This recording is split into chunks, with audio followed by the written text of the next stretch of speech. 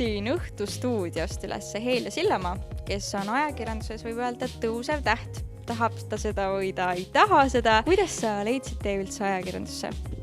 Sest ma tean, et sa tegelikult oma erialalt seda ei õppinud.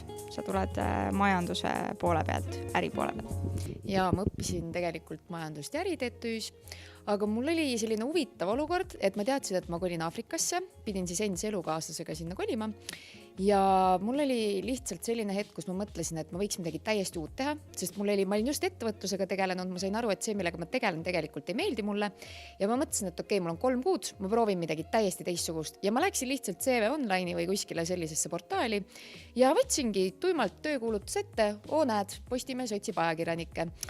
Ja sealt see kõik alguse sai. Kusjuures ma kandideerisin kõigepealt üldse kuskile sõbrannasse Elu24, mõtlesin, et kurat, ma olen nii loll, et ma ei oska, mida ma teen seal kuskil, ma ei tea, poliitika uudistes või majandusuudistes, sest ma olin hästi ebakindel tegelikult sellel hetkel.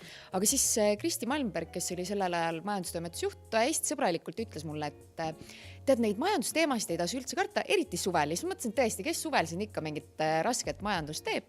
Ja siis ma leidsin, et okei, ma võin selle ära teha. Kõige olulisem on see, et sul endal on see tohutu entusiasm, see tohutu põlemine. Heilja, sina oled tegelikult väga palju kirjutanud selliseid klikimagneti imidžiga arvamuslugusid.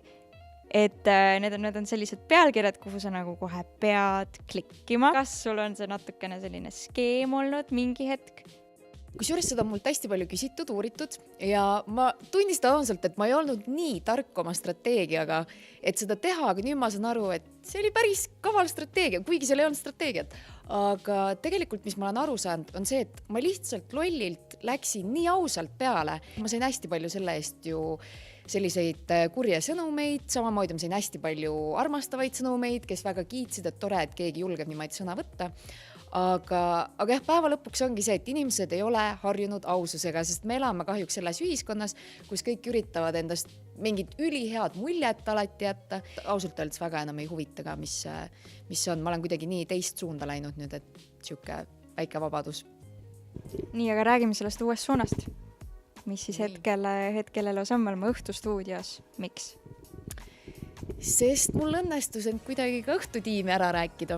Et tegelikult sellega oli selline tore lugu, et saatejuhid Piret, Jüri ja Robert rääkisid mulle, et tead, me mõtlesime siin, kui hommik muutus õhtuks, siis nad rääkisid mulle, et me mõtlesime, et sa sobiksid meile reporteriks, aga sa töötad ju mujal.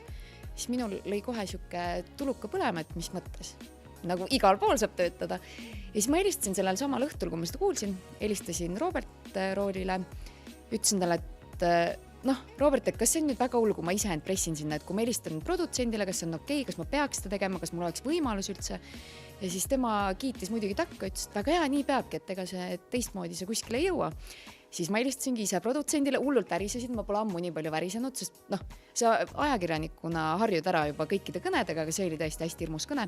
Et tere, mina siin Heilja, ma olen paar toredat lugu teinud, et äkki tahate. Ja põhimõtteliselt produtsent ütles ka kohe, et kuule, me oleme isegi su peale mõelnud, et tule, räägi, mis sul need ideed on. Ma kirjutasin ühe õhtuga 2 A4 valmis, võtsin need kaasa, läksin sinna, rääkisin ära ja saime samal päeval kohe selle diili ka.